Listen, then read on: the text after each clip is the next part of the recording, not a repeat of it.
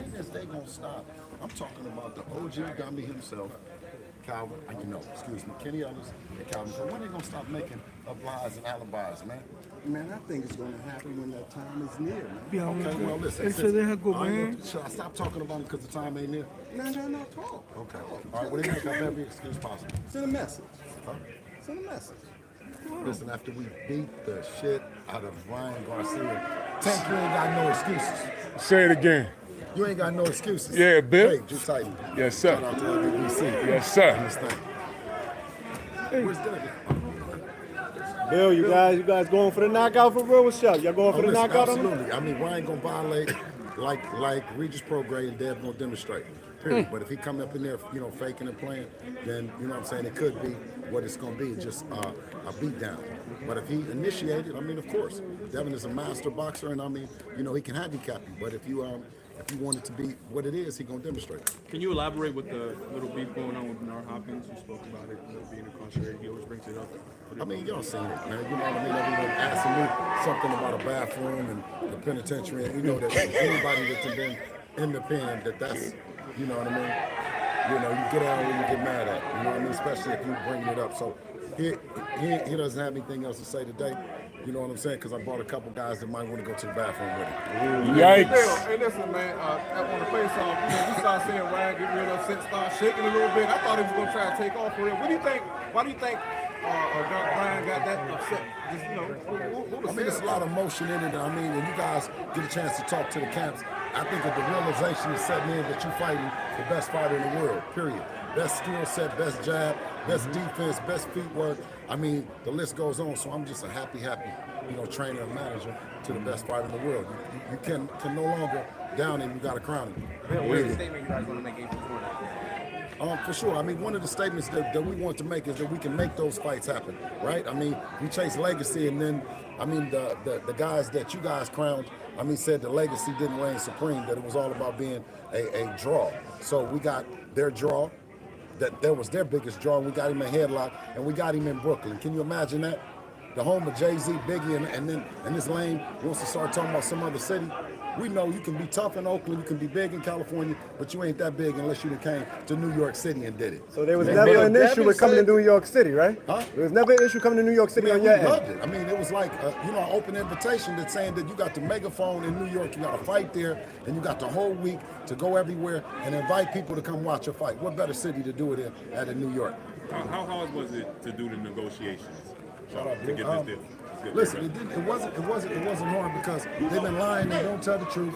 Devin sent me on a special assignment, like always, to make the fights happen. That's legacy defining, career defining in him, right? So I stepped to Oscar De La Hoya to make the shit happen, and told him, I said, if you're gonna be a Hall of Fame promoter like he was a Hall of Fame trainer, then you're gonna have to make the best fight in their prime.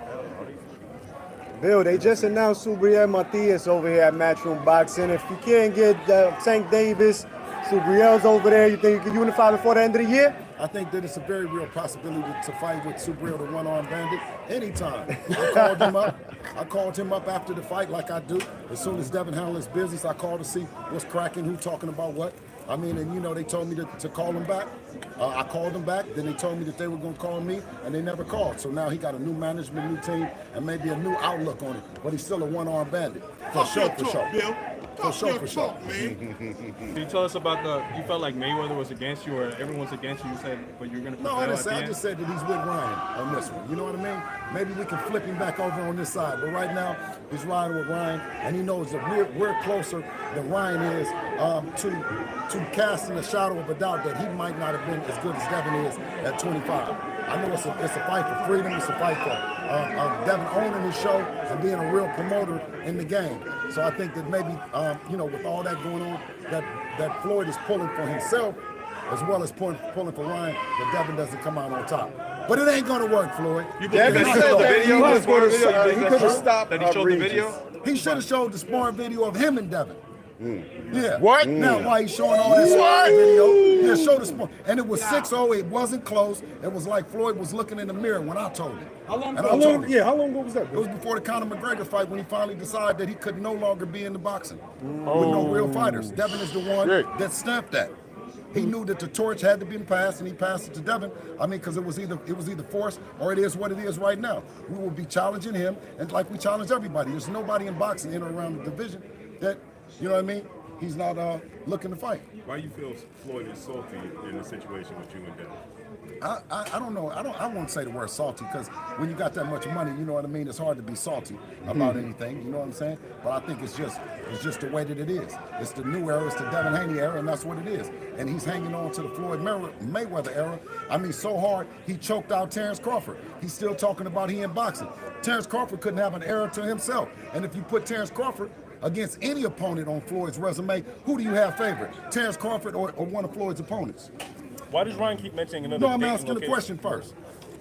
Do we got Terrence Bud Crawford beating everybody on Floyd's resume? Was Huh? Terrence beat Floyd? Huh? Well, that's what I was going to ask you after. I mean, shit. You dig? I mean, it's an era where Terrence was in the shadows of Floyd.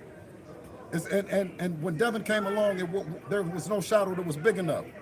Because we're not taking no prisoners. We know that our job is to get to the Mount Rushmore of boxing, where the greats are. And Tank Davis is a stay busy. Ryan Garcia stay busy. Teofimo Lopez stay busy. And the one-armed bandit himself, Matias, stay busy fights. But you know what these promoters do. You saw what Eddie Hearn did. He got the opponent for Devin. You saw what Top Rank did. He went and got the opponent. They're in the opponent business. We're in the winning business.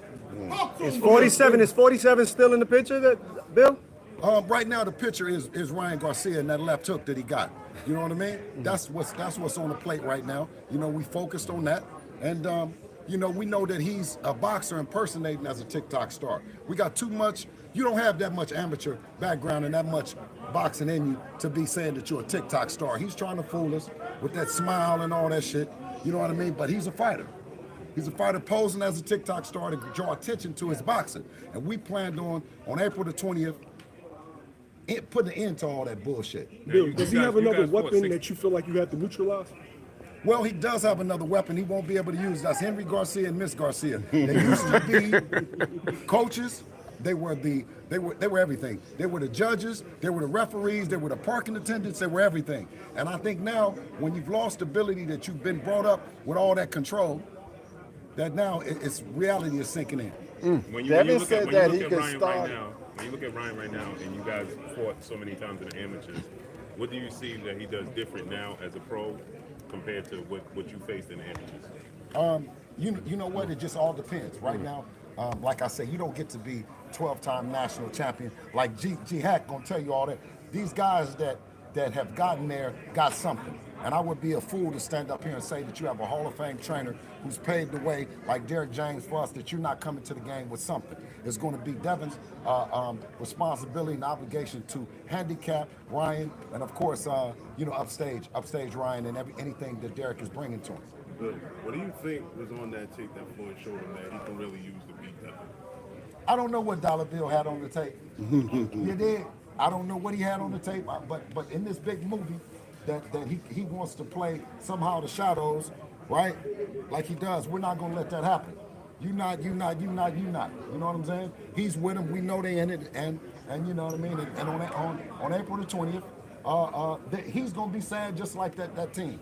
Have you ever seen a fight so big that everybody's concerned and want to see an interest with a sparring session? Well, that's the way it started. It was Devin Haney versus everybody, and it's still Devin Haney versus everybody. Damn right. Is this the fight that's going to take your son to the next level of superstar? Well, I mean, I told him, it's going to be some men that are happy. It's going to be some women that's crying. By round 5, down goes Ryan. And I stand on that. I believe that. I don't believe that this kid is who he say he is. And we're going to see. And Devin, one thing about Devin is he continues to get better. I mean, don't we all agree each fight he's gotten better? So it's hard for even a great trainer like Derek James to prepare for the unpreparable because you haven't seen it. So I think that's the thing that's drawing people closer and closer to Devin, is that he continues, no matter the money, he continues to stay focused and get better, and that can't be anything but attractive. Bill, do you think it's going to be one shot or a systematic breakdown? Devin is an elite fighter. I mean, so it's all going to be systematic, but it can be one shot, being that if Ryan violates, Devin demonstrates. You know what I mean? So If Ryan comes in and calculated like the boxer that he is, trying to set the traps, then of course, you know, the games will begin. But if he throws everything out the window and comes like he comes, that fighters shouldn't do, that I mean, if they encourage him, I don't think Derek has that on the playbook for him. But if he abandons anything that Derek is talking about and come forward, he will get knocked out in the first round. Vamos, dale. We're gonna do it in one-on-one. Huh? We're gonna do it one-on-one. One-on-one? Okay. All right, okay. All right. Let me just finish with the Yeah, guys. Bill, you referenced the Floyd Mayweather sparring session. How many times over the years have they sparred? Floyd Yeah. and Dave, they sparred that one time. Yeah, they sparred once. Well, but you know, everybody that sparred Floyd once, if it don't go that way, he spar him twice. I got it. I got it. Nah, I got it. I got it. I got it. Huh? I got it. So he ain't small him a second time because it didn't go his way. Well, you gotta read into what he's saying. Bill, Yeah, when we got it. you and your son started on this journey, who was 7, 8 years old, is this what you envisioned coming in one of these big mega fights? How? This is part of it. Yeah. No, this is definitely part of it. But I'm saying is the route to the Mount Rushmore of boxing. This is what constituted. I mean, it's everything, all the hate, all the all the ridicule and all the fake narratives. I mean, that's what the great fighters went through. You know what I mean? And Floyd Mayweather in particular. So I mean, it's all part of the process. When was the first time something like this crept into your mind that this is possible? Someone always says that, like, but it's always been constant. You know what I mean? Milestones within our relationship. I mean, so every day it's like waking up and it's the 1st of the 15th. No, but you don't know about that.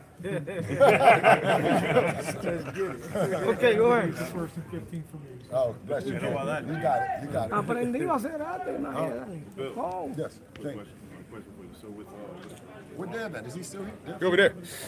Give it there.